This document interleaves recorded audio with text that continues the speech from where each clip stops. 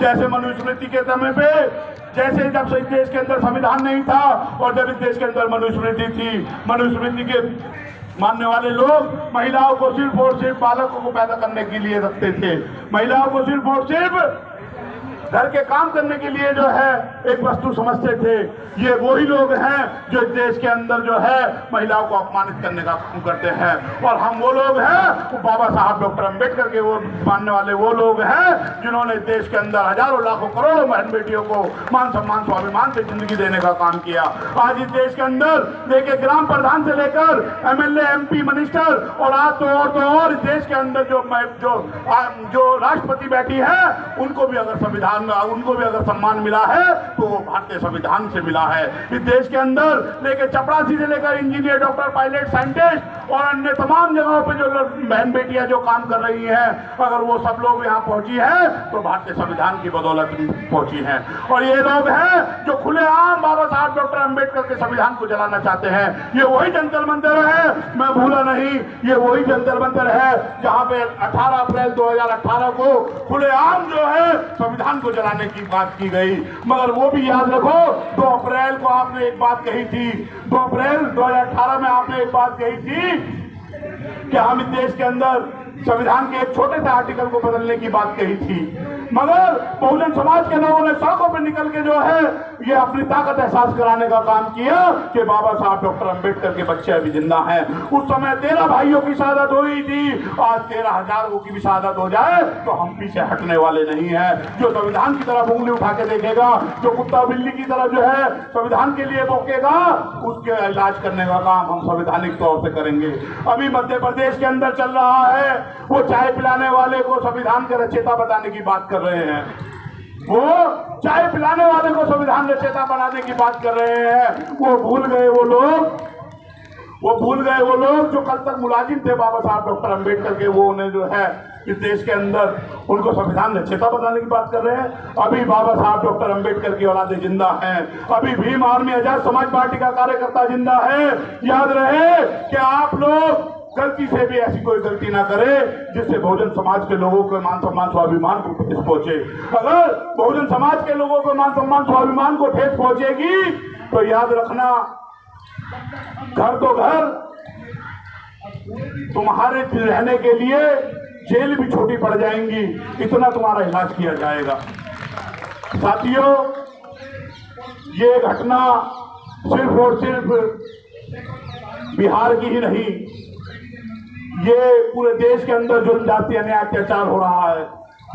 इस देश के अंदर कभी महिला को नंगन करके घुमाया जाता है, कभी हाथरस की बेटी के बलात्कार करके उसको रात को जला दिया जाता है, कभी उन्नाव पीड़िता के परिवार के एक लोगों को जो है चुन चुन के उनको मारा जाता है, और कभी उनके आरोपियों को जो है छोड़ने की बात की जाती है।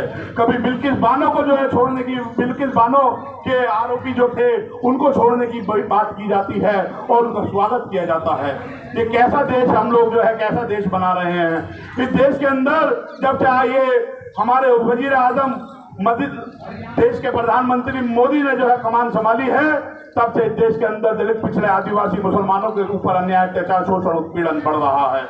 साथियों, मैं आप लोगों को कहना चाहता हूं, काशीराम साहब ने एक बात कही थी कि दलित मुस्लिम साथ चलेगा तभी देश पे राज करेगा, और आज उसी काम को जो है आजाद समाज पार्टी के नेता माननीय चंद्रशेखर साहब, माननीय विनय रतन साहब जो है उस काम को करने का काम कर रहे हैं। आज बिहार में एक मुस्लिम बहन के हिसाब खींचने की बात हुई है तो दलित वर्ग के लोग भी कंधे से कंधा मिला के चलने का काम कर रहे हैं। अगर हम सब लोग दलित मुस्लिम भाईचारा अगर हम लोग आपस में पैदा कर ले और एक दूसरे के साथ अन्याय, अत्याचार, जुल्म जाति को हम लोग अपना मान ले और उसके खिलाफ निकलने चालू कर देंगे तो जो दोषी हैं उनकी हिम्मत नहीं होगी हमारे साथ अन्याय, अत्याचार करने की।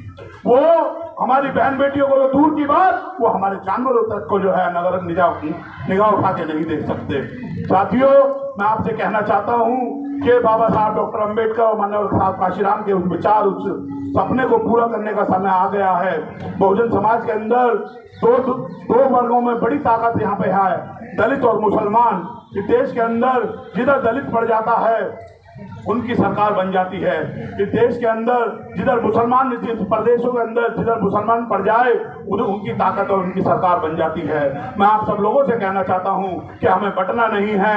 आप सब लोग आजाद समाज पार्टी का हम सब लोग दामन थामे और अपनी सरकार बनाने का काम करें, क्योंकि काशीराम साहब कहा करते थे कि गुलामों की बहन बेटियों के साथ जुल्म जाती होती है, अन्याय अत्याचार होता है, शासक वर्ग के लोगों के साथ जुल्म जाती अन्याय अत्याचार नहीं होता।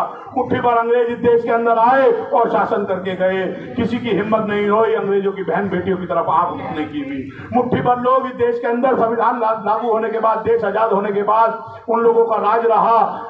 जो कांग्रेस पार्टी है उनकी महिला नेत्री भी जो है पूरे देश के अंदर घूम घूम के काम किया, मगर किसी की हिम्मत नहीं हुई कि उनकी बहन बेटियों के साथ उनके ऊपर निगाह करने की भी जो है हिम्मत कर ले। आज मुट्ठी भर लोग इस देश के अंदर दोबारा हुकूमत पे हैं, उनका राज इस देश के अंदर है, मगर किसी की हिम्मत नहीं कि उनकी बहन बेटियों की तरफ निगाह उठाने की काम करे। क्यों? क्योंकि उनका इस देश के अंदर राज है, और जिनका राज होता है उनके सारे पूर्ण काज होते हैं, उनके साथ जुल्म जाति अन्याय अत्याचार नहीं होता। तो मैं आप लोगों से कहना चाहता हूँ कि आप जातीय धर्म में ना भटके, हिंदू मुसलमान में ना भटके, मंदिर मस्जिद में ना भटके, अब हमें बाबा साहब डॉक्टर अम्बेडकर के दिखाए रास्ते पर चलना चाहिए और माननीय साहब श्री काशीराम जी के विचारों को और माननीय चंद्रशेखर साहब के सपनों को पूरा करना चाहिए। धन्यवाद, आपने मुझे सुना, आप सब लोग आए। जय भीम, जय भारत, जय संविधान। हमारे महबूब नेता जिनके आदेश पर हम सब लोग यहाँ इकट्ठे हुए हैं, भाई बदर अली जो है अब हमारे बीच है, वो आएंगे और अपनी बात रखेंगे। माननीय प्रवक्ता महोदय हम बुलाए। बहुत बहुत शुक्रिया हिमांशु भाई, आपकी बातों में जो सच्चाई है वो यहाँ बैठे हुए एक एक शख्स के दिलों में उतरी है। और अब मैं